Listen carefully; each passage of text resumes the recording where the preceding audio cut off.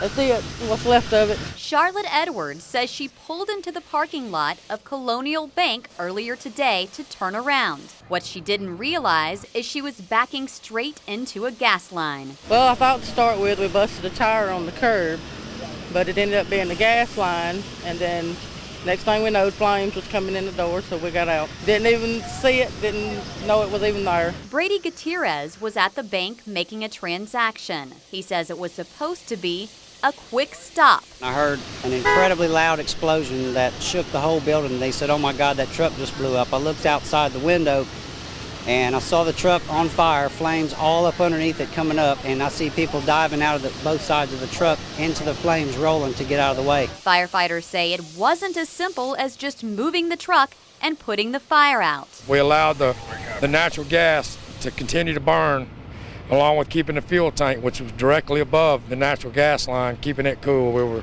concerned. The driver had told us there was a half a tank of fuel.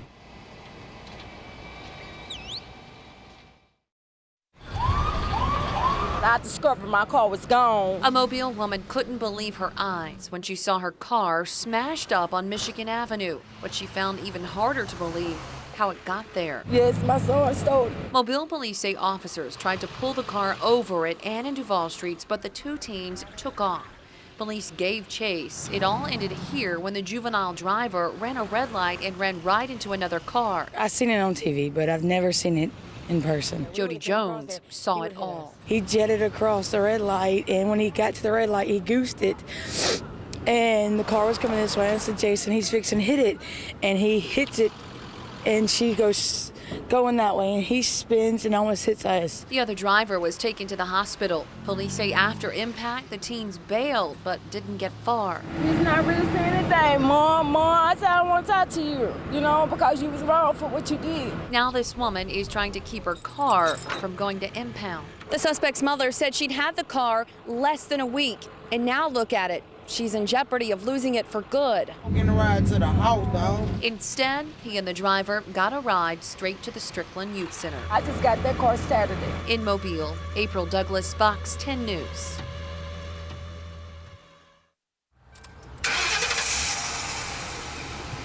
Every day, law enforcement officers strap on bulletproof vests when they hit the streets, but they say criminals are doing the same. We've seen it several times lately, and so it's on everybody's minds here. Mobile County Sheriff's deputies say these four suspected drug dealers were found with drugs, cash, and two top-of-the-line vests earlier this week. It shows that they're more dangerous. Not everybody goes out and buys a military-grade ballistic vest to put on during the day. That's just, you don't wear that to the playground, take your kids to the park. You do that because you're in a very dangerous business and you're a dangerous criminal. Investigators say the body armor is typically bought online, but it could come from anywhere. If you want something bad enough, you're going to be able to find a source for it, and so these guys are no different. They find what they need. They've been very ingenious in how they've made narcotics, especially methamphetamine, so, if they want a bulletproof vest, they'll find a bulletproof vest. Which is why deputies aren't surprised to find criminals doing just that. The way we approach it is we go into every situation expecting they're wearing a bulletproof vest, and we expect it's going to be the worst. You prepare for the worst and you hope for the best. Reporting in Mobile, Mike Rockwood, Fox 10 News.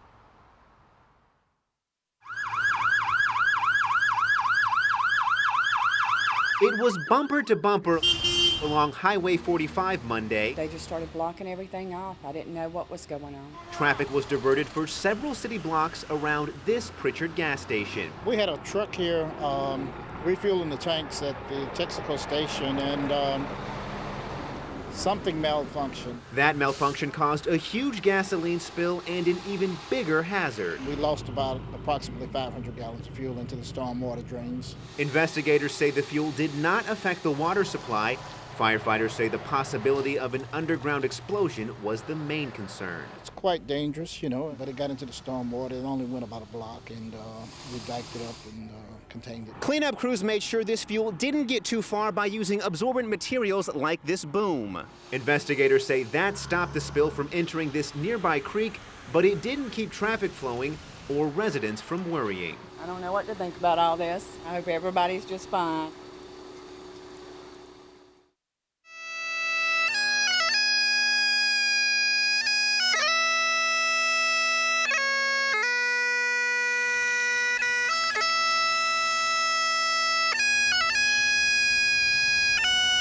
He has certainly made an impact that I never even realized my little brother would do. A community said goodbye to a man who spent much of his life serving others. He loved putting something out. He loved putting that fire out. He loved helping people. Tim Lennox served as an officer for the Fairhope Police Department and as a volunteer firefighter, his true passion. He was always an adrenaline junkie. He loved to be the first person in. So when we went to a fire, it was usually Tim and myself would either hook up together and go in together.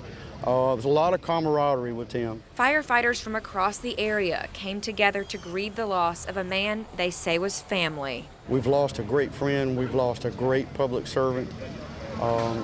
We've lost a brother. We've actually lost a true brother in the fire service.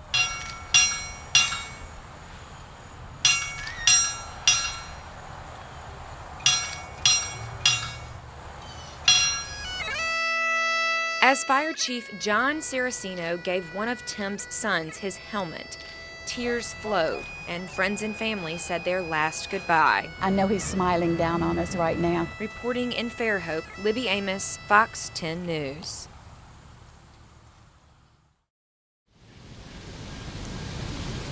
I saw one take a puff off of a guy's pipe. You get some strange ones like that. Got a bunch of babies, you got the big mammals out here. Hi, girlfriend. You'll see how humongous they are. That's why they're so big. They're fat from us coming down here and feeding them. Everybody in there's gonna die, look at me. They eat cookies, peanuts, popcorn, it don't matter what it is, they'll eat it. They've been eating these crackers. There's a peanut store right around the corner. They got every kind of nut there is, including a few that walk in and out of the store. It's the way they roast them, the smell that they have, it'll attract anything. There's a good possibility she put something in them, I just don't know what. He likes those peanuts. Maybe a little extra chocolate or something on them. They eat some of the biggest squirrels I ever seen for a downtown area of Mobile. So they all got their hands full now. It's a very squirrely place. They're funny to watch them snack on it too, because they'll get that. And then they'll move. They'll run up the tree, and the thing is they'll hang upside down and eat one. I don't know what that does for them. Some kind of a peanut rush, I guess. There's some big fat ones out here. When he puts his paws down, he's still got his food in his mouth.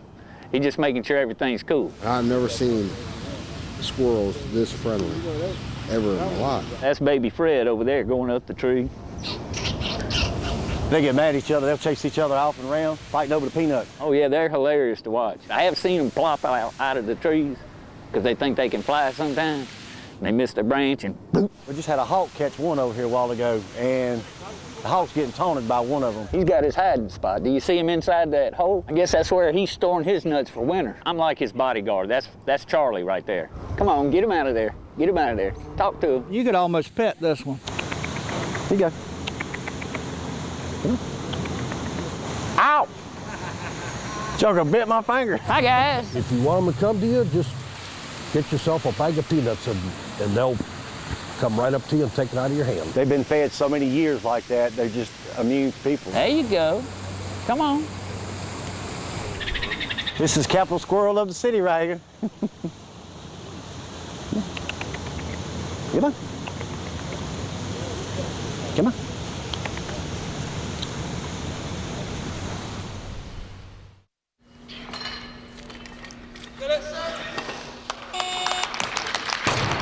Good lift for Yamauchi at 108 kilos. Rang has moved up. 96 kilos on the bar, 96. They can do anything in life if they set their mind to it and really just work hard. Anything they want to do, they can achieve. We've got 200 competitors, and with the competitors, obviously, we've got family and friends. So, you know, we're bringing several hundred people here to the community. We look for communities that have a strong civic and community support structure, and Mobile certainly has that. 116, Lotus, increase the bar to 116. Right up, big right now, come on. Stick it, punch it. All that. Brian Cook, second attempt, 96 is a good lift with Vang on deck.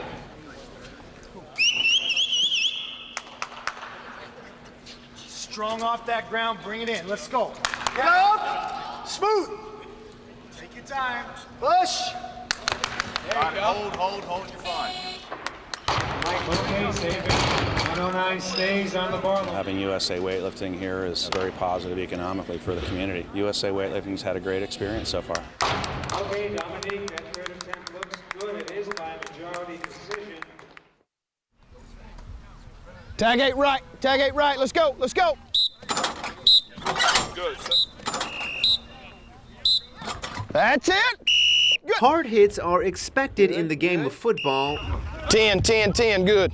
But not always in the game of life. You're out here playing it every day, and you don't think about, getting hurt seriously and critically. Catch, square, ball. Good, got him on it. Last one. But that's exactly what happened to LaFleur player Timothy Robinson. It was something different, it was a freak accident, but it's just anything can happen. You just can't take life for granted. Robinson suffered a severe head injury when he tackled a Spanish Fort player near the sideline. Underneath! Toros coach Bryant Vincent says the accident has been especially tough on his players too. The ambulance had to roll up in there, and we saw, give him mouth to mouth and heard that he wasn't breathing. That was kind of a shocker. Running back Cullen Milner and several other Spanish Fort players went to visit Robinson in the hospital. We all, held hands and touched him while he was laying in the bed and prayed for him. Robinson is still in critical condition, which is why these players will continue to pray for his progress. The Spanish Fort community is a very caring community, and we're very concerned with that. We really are, and we're just hoping and pray that Timmy's going to get better. If everybody out there can keep him in his prayers, he just needs all the prayer he can get.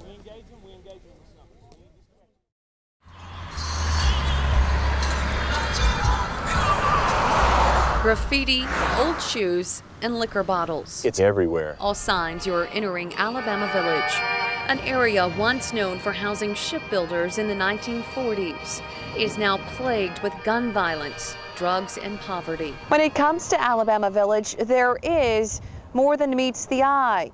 You just have to know where to look. It continues to grow and grow and grow. John Eads has spent the last 8 years It's been so cool. working to polish the village's image and shed a positive light I see a lot of opportunity. on the people who live here. I see, again, hope, faith, and love. In a way, I see Christ in them. What ignited the fire was this video and this inmate, Michael Duran, And there's nothing that you can do about it. who was serving a life sentence at home in prison.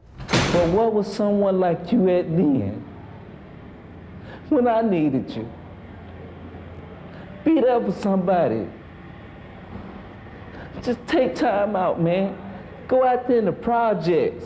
And look, you'll find me every day. With Michael Duran's words in his ears, Wow, what a powerful statement. John set off for Los Angeles, where he met a brother-in-arms, Augustine Lizama of Homeboy Industries. I've been to a lot of places. Augustine is an ex-gang member who was shot at the age of 12 and lost his hand. This lifestyle I've led, all it did was drag me to the floor. It took me to hell and back. A friendship blossomed between the unlikely pair, the former hospital administrator. Hey, Miss Ivor. I'm doing good. Everything cool? I'm all right. All right. And the gangbanger. My heart goes to kids who are 16, 15, just got in, and they want to get out. With a permanent reminder at his side of just how hard gang life can be, And nothing else. Augustine visits village kids. I remember the first time I ever passed through here. It was kind of dark already. It was very dark, and I remember just driving through this neighborhood, and I've never seen nothing like this before. I mean, I grew up in poverty in Los Angeles, and it's nothing compared to the poverty that's over here. There's been challenges. John's hope for a brighter, better tomorrow sits in the heart of the village. They see the vision. It's a safe haven in an otherwise troubled patch of Pritchard. Light of the Village is a grassroots Christian ministry. Watch, I'll just go straight. Watch, I'll take you this way. Driving through its winding, overgrown streets, It's a community. John sees beyond the trash and dilapidated homes and sees hope. I can see growth, and it's funny, and I don't see it in the buildings, because buildings are just that, they're non-living structures, but I see it in the kids, and I see it in the teenagers, and I see it in the adults. I mean, you see it in the people of the community as well. It's a typical Thursday, and kids who attend Light of the Village Christian Academy take part in a game of pickup. Laughter helps them escape their worries. Decino Dees has been a student of Light of the Village for 7 years. Decino says Light of the Village is a beacon of hope that's helped him foster a love for helping others. I would probably start something like Miss Jan, I don't think I'm gonna be as good as Miss John, but I want to start something like Miss John. What he started is growing in what was once a rundown drug house. Folks told him he'd be burned out and wouldn't be able to relate to the people. You got all their names? This ministry gave Victor Miles a second chance at being a father. I was an ex-drug addict. You know, walking the streets, me and my kids were together. This place brought me and my kids together. In the end, it doesn't matter what they've done or been through. They see change is possible. They have somewhere to go where they're not going to be judged, where they're going to be accepted with unconditional love. It's that message John shares as he makes his rounds through the village, picking up kids. All right, let's go, guys. How are y'all? How are y'all? On this day, a 3-year-old boy climbs on board. He can come today. The little boy's face lights up, happy to be included. So as the sun sets on another day, the light of the village continues to shine, a reflection of one man's vision. This is their home. And dedication. I wish to God that I would have had you then.